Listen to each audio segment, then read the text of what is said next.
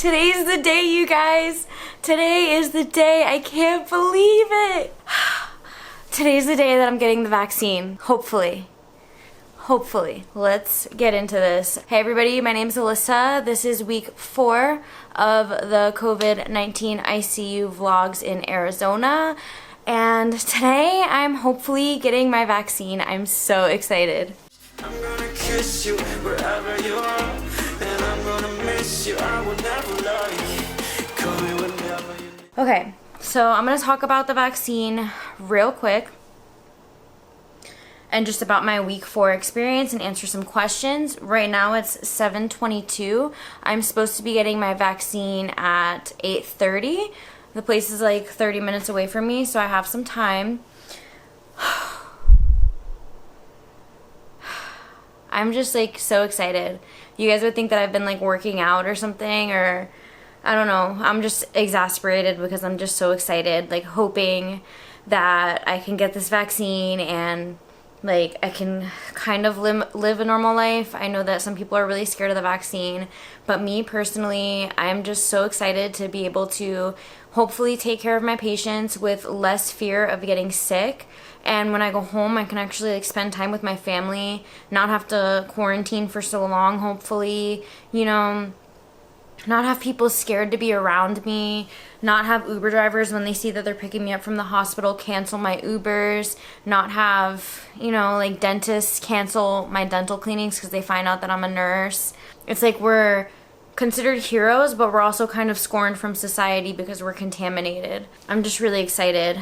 I was scared that they weren't going to let me get the vaccine because I'm a travel nurse, and the hospital that I'm at was basically like, you know, like we want you guys to be able to get the vaccine, but we want the core staff to get the vaccine first because there's a follow-up, and we don't know if you're going to be here for the follow-up. But to me, that argument was invalid because I'm here until March, like, and the follow-up is like 2 or 3 weeks after the first one, so there's no reason why I shouldn't be able to get the vaccine. So I just went ahead and I signed up for it where their staff signed up for it, and they didn't say anything to me. So I mean, I'm going to clarify with them when I get there that it's okay that I'm a traveler, but we'll see. You guys like my Christmas tree? I am just so excited. Let me talk to you about week 4 of the ICU. So the biggest thing is that they've started giving out the vaccines. People in my ICU have started getting them. Some of them are still scared. They think it's a conspiracy theory. But some people have started getting them. They've been fine. No one's really had any bad side effects. I know that they did stop the vaccine for a weekend in Chicago, like one of the Chicago hospitals, because a few staff had an allergic reaction. But the FDA investigated and they found out that it was a bad lot number. So it was like a bad batch of vaccines. Oh my gosh, so the weirdest thing happened this week in the ICU. I was taking care of this patient and his name was the same name as my boyfriend's, which I thought was really like, I don't know, kind of weird, but whatever. But I was giving this guy a bath, you know, he's intubated, sedated, and he has the name Alyssa tattooed on his chest right here. So I was just like, wow, that was such a coincidence that, you know, he has the same name as my boyfriend and he has my name tattooed right there. That was the name of one of his family members, but I just thought it was a weird coincidence, and it was kind of like I was made to take care of that guy, like I was meant to take care of him, you know? One thing that I did that I was kind of proud of that like really made a difference with this family is, you know, they can't see their families, and normally like, you know, we'll let them FaceTime for a little bit, but sometimes the families want to FaceTime for more. And this guy had actually brought his cell phone in before he got to the hospital, and with the consent of his daughter, we've been using his phone, and I've been setting up his iPhone with the charger like propped up on the laundry basket, and she just sits there for hours on the phone with him, and you know, subconsciously he might be able to hear her, but obviously he's not fully awake and talking to her, and she just, you know, talks with him, prays with him, plays his favorite music, and she's just been so thankful and so happy that I've been doing that for her. And it's been just really fulfilling to be able to, you know, allow her to spend as much time as she wants at nighttime with her family members, because, you know, during the day the nurses are very busy and it's hard for them to do that, or, you know, it's hard for them to keep the phone in one spot. It just keeps interrupting the conversation that the family member's trying to have. So at nighttime, I try to allow the family to have as much time as they want with the family member, whether it's over the phone or over FaceTime.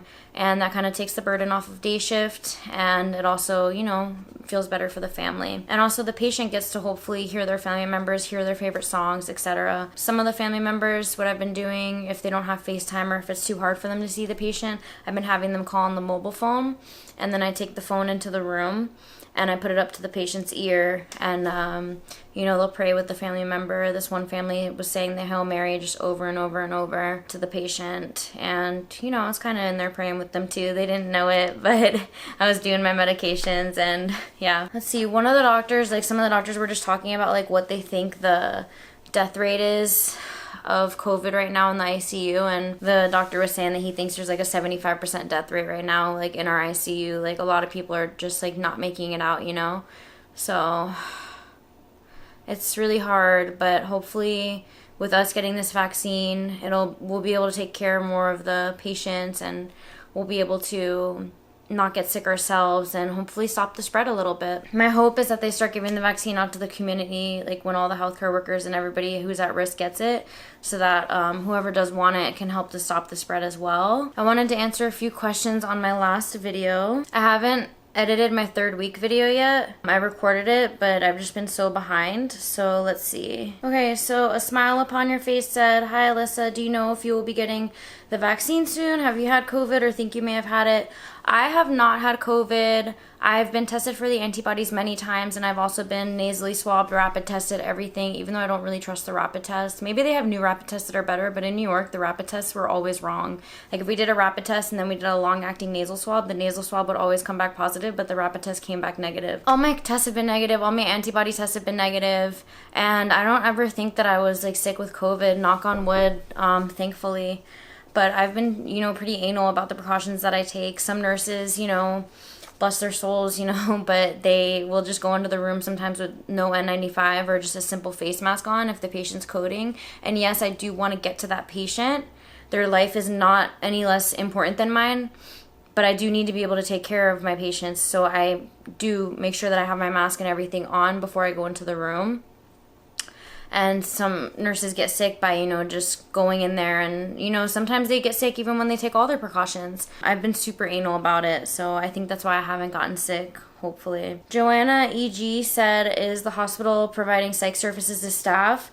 Not that I know of, but I have personally been using like this texting app just to kind of talk about like my death anxiety to people. I'm really exposing myself out here right now, but yeah, I've never had like death anxiety before, but just having these people die constantly, like nonstop, is just like, it really just makes you think like, how much time do I have left on this earth? How am I gonna die? When am I gonna die?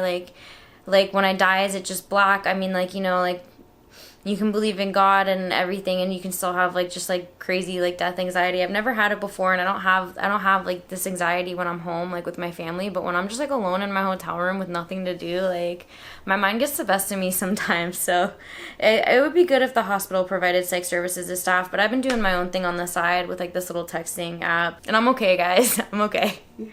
I'm just you know, out here exposing myself. Princessa Productions was saying that she loves my headbands and was asking me if I thought about trying braids. I answered her comment already, but girl, I suck at braids. I suck at anything hair related. I mean, you guys saw me in my haircut video when I was like, while I'm here, might as well see what I look like with bangs, and it was like, so, I mean, I could try braids. She just sent me a video on the comment I just noticed, so I'm gonna probably try that. Yeah, I mean, I can kind of almost put my hair into a ponytail, but next week will be, I think it's my month 8 hair update next week, so we'll see what we can try in the next video. So I did also just want to talk about, once again, how nice this freaking hospital is. The other night we had like a ramen night, and everybody, like, we like all ordered ramen together, and we had like a little dinner, so that was nice, like at the hospital on our break time. I mean, we all ate at different times in the break room, so we weren't all with our masks off, but it was really nice just to be included, because like in Baltimore, like they would, like the staff would just like order like a ton of sushi, and they would like never ask like any of the outsiders, like the travelers, if we wanted to order or if we wanted to be a part of it, which of course we would have. Like, who doesn't want to order sushi? So the staff here is just so nice. One of the staff members is having a Christmas dinner tonight. Tonight's the 23rd right now, and they're having a Christmas dinner, and they had actually invited me over because they know I'm going to be here alone for the holidays, and I thought that was really nice. But I mean, I'm working tonight, but I just thought that was a nice gesture. And you guys, somebody else even gave me a freaking bike. somebody heard that I didn't have a car and they brought a bike to my hotel. I'll show it to you. But I went bike riding around this place. It's called The Loop. I know that you Arizonians know exactly what I'm talking about. It's like 100 miles of just pure bliss. I rode like 20 miles on this freaking loop. It was so awesome. The loop is like, it's a 100-mile bike trail, but it's like, it's a paved road, but it's a small road, only big enough for bikes. It has like 2 bike lanes, and it's like going through the desert, and it has like no cars can drive on it, and there's like no risk of getting hit by a car. Like that, all that anxiety of like like dying on the bike and getting hit on your bike like goes away. And I just thought that was really cool. I found it by accident, and turns out that it's like a really big thing around here. And I just felt like I was like a Barbie doll like on a bike in like a video game or something. It was so cool. And then another staff member, shout out to Mary, made me this little 2020 Christmas decoration. It's pretty cool. She made that herself, so I put it on my Christmas tree. Okay, let me show you my bike. Okay, so this is the bike that she gave me to use until March. How nice is it? I bought a little helmet, and then I don't know if you can see, I bought a little bike pump right there. I got that little foot bike pump off Amazon for like 20 bucks. It's so awesome. So I just can't believe how nice people in Arizona are. I mean, I didn't ask for the bike. She was just like insistent on giving it to me. And honestly, I'm so happy that she did. So overall, I'm extremely excited to be able to ride a bike whenever I want to and just kind of feel that freedom. And I'm just super thankful to the universe and to everybody just for being so nice to me during this time, and for the staff just being so nice. So I'm gonna see if I can get some shots of me getting my vaccine. If so, I'll put them in here.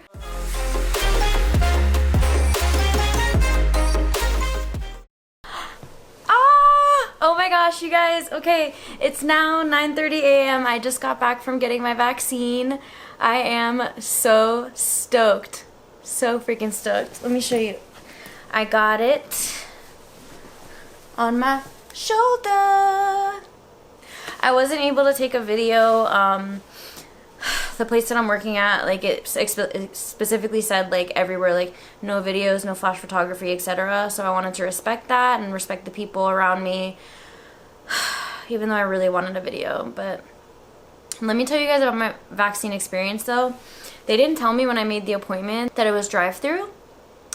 So I had called an Uber there because I don't have a car, or else I would have rented a car if I knew it was drive-through. And literally my Uber driver like took me there, and then I get out of the car and the lady's like, "What are you doing? You can't get out of the car." And I was like, "What do you mean?" And she was like, "Oh, it's only drive-through." And I was like, "Well, I have an Uber driver." And she like waved him down, and she was like, "Sir, like, can you take her through here?" And I was like, "Oh my gosh, you don't have to." Like, I was asking them if I could walk through, whatever. And then he was basically like, no. He was like, "I haven't ended the trip yet. You know, I'll take you." Sorry, I just noticed my necklace is like stuck. He was like, "I haven't ended the trip yet. I'll take you through there." So he took me through there. It was like 15 minutes to wait in the line where people would come up to you, kind of like how they do at Chick-fil-A. And gosh, I love food. That's what I compare it to. But yeah, they come up to you like your car, like how they do at Chick-fil-A. And ironically, it had 2 car lines, just like most Chick-fil-A's do. And they just confirm with you, you know, that you're not pregnant, that you haven't had any vaccines in the last 2 weeks, that you're not immunosuppressed, that you're not on, you know, steroids, because they can suppress your immune system, all kinds of stuff like that. That you haven't had any bad reactions to any vaccines before, you're not allergic to eggs, all kinds of things. And then I got out of the car, they gave me my vaccine, and then proceeded to wait with my Uber driver 15 minutes while they monitored me. Like, this Uber driver was literally a ride or die. So I just like thanked him endlessly, and he was really just like my angel on earth today, so that I could get my vaccine. And my faith is really restored in humanity today, because honestly, I've had a lot of Uber drivers where like if the route even slightly changes, they just like kick you out of their car, or like they don't want to do that. Like they freak out at any little change. And this man was just like, "Oh, what? I have to take you through this drive-through? Okay." Like he took me through, sat with me for 15 minutes, told me about his kids, his life, and then he even brought me back to my hotel. And I kept telling him, I was like, "Are you sure? Are you sure you want to do this? Like, you don't want me to end the ride and get another driver? Are you sure? Are you sure?" And he was just so nice and so gracious to me. So, and I was able to get my vaccine specifically because of this man, and I just really appreciate that. I gave him like a $30 tip. I wish I could have given more. I tried to give him $50, but Uber wouldn't let me, and he didn't have like Venmo or Cash App or Zelle, so I couldn't tip him anymore because I had no cash on me. But I just really wanted to like tip him for his time, you know? I mean, that was like an hour long. So, and it was really nice of him to do that for me. So that was pretty much my vaccine experience. I just got it an hour ago. One of my nurse friends actually just texted me and said, like, prepare for the biggest headache of your life, because he said he had a headache. But we'll see what happens to me, if I have anything happen to me at all. I'm really hoping that I get like spidey senses and like some spider powers. But I mean, at worst, maybe I'll have like a fever or a headache like my friend had, but hopefully I don't have anything. But I'll write down a list of my symptoms, and if I have time, I'll take videos like as I experience my symptoms, if I have any at all. My follow-up appointment I booked for like the 19th, because my boyfriend is coming to visit on the 19th of January, and he's planning on renting a car, so I'll have a car to take me through the drive-thru, which will be good. Like, I don't understand why they don't tell you when you make the appointment that it's a drive-thru, because there's definitely has to be other nurses that just like don't have cars. So, but whatever. So that's pretty much it for my week 4 update. I'm so excited. I hope you guys are excited for me too. If you enjoyed this video, please like, subscribe, comment if you enjoyed. If you want to follow my journey, next week I'll be talking about symptoms if I've had any. Please leave your comments down below. If you have any questions, I'd love to answer them. I love interacting with y'all. Have a good one. Happy holidays. Merry Christmas. Happy Kwanzaa. Happy Hanukkah. If you don't celebrate anything, I just hope you enjoy time with your family, and I hope that everybody stays safe and healthy. All right. Bye.